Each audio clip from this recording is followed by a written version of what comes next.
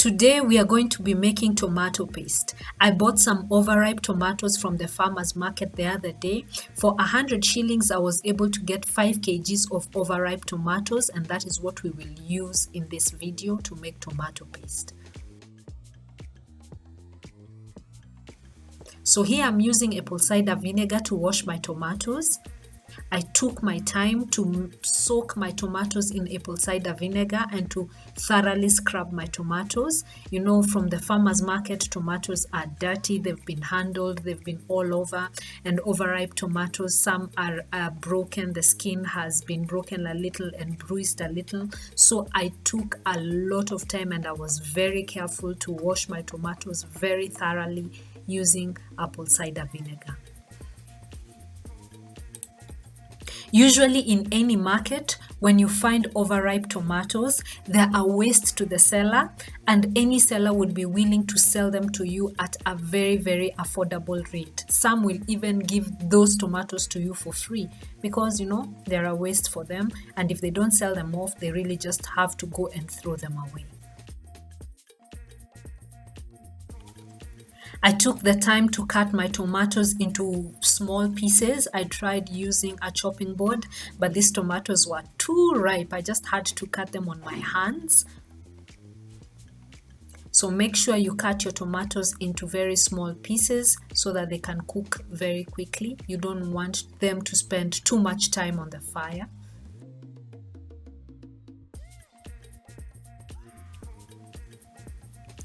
I ensured that I went back in and cut up any big pieces, any big chunks that I found into smaller pieces.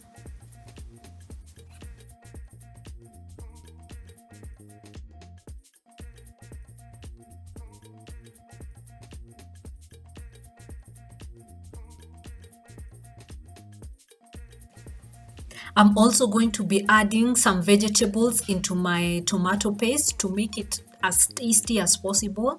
So here I'm washing my spring onions, my basil, and also some curry leaves that I bought from the market as well.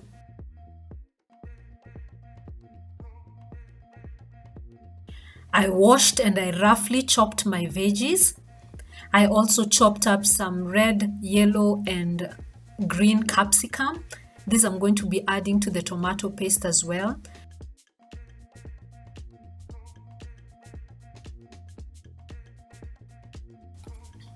Our tomato paste is now on the fire. Let the simmering begin. I'm using the largest flame that I have on my cooker. My tomatoes are cooking down very, very well. They are very, very wet. You can see the amount of liquid they have removed. I'm now adding my capsicum, my red, yellow, and green ho-hos. I will allow those ones to cook down along with the tomatoes. I will also allow this liquid to evaporate and cook down as much as possible.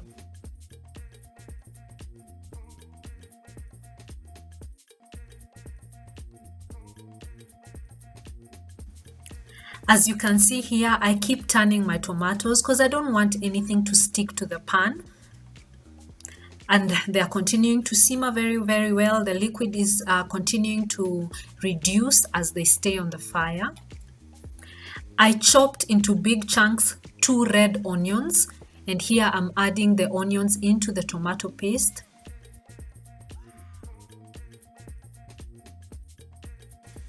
I'm stirring everything to make sure everything incorporates well and to let my vegetables, my onions, my capsicum to cook through as well.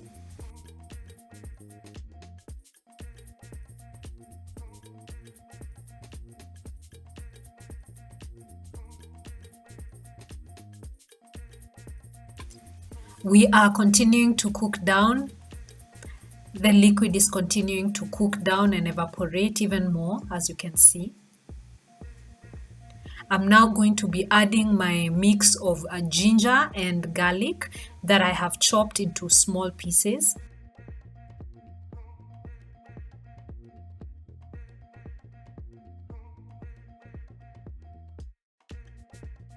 Next, I'm adding my greens, that is my basil, my spring onions, and my curry leaves.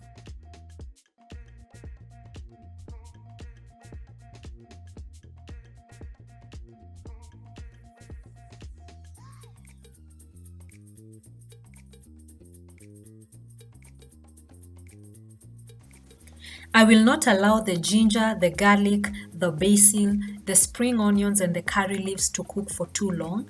I want them to retain their color and their flavor as much as possible.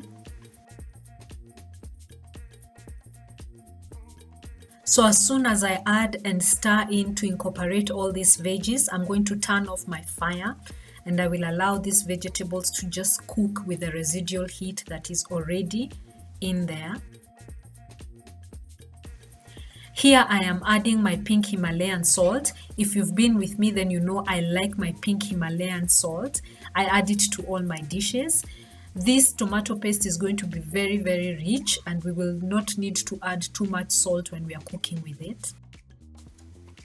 My tomato paste is now ready. You can see how everything has cooked together so nicely. Everything has incorporated well, and you can also see how much the liquid has reduced. So I don't have too much liquid in this tomato paste. We are now ready to blend it up.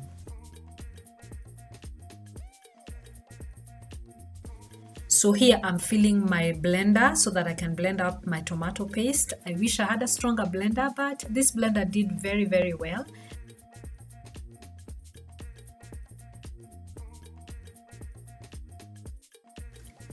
And wow guys, look at that. This is beautiful.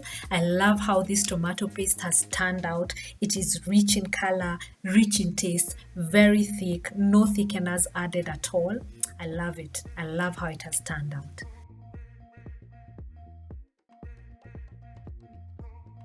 So the next step is to transfer my tomato paste into these plastic jars.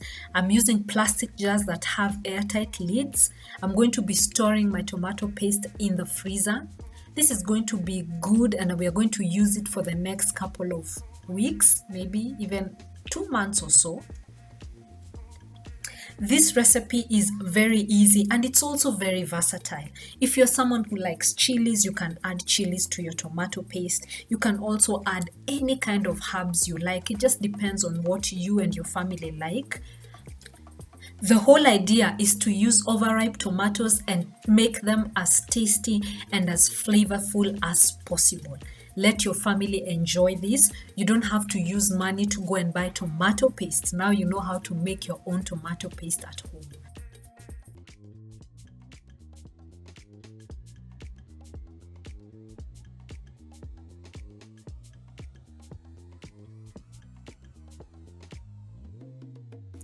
This is Irene from Hairy Lifestyle. I hope you enjoyed this video. I hope you learned something new today and you're going to try out this recipe. Don't forget to give this video a thumbs up. If you haven't subscribed, kindly hit that subscribe button. Leave us a comment below, interact with us. Thank you so much. I'll see you in my next video.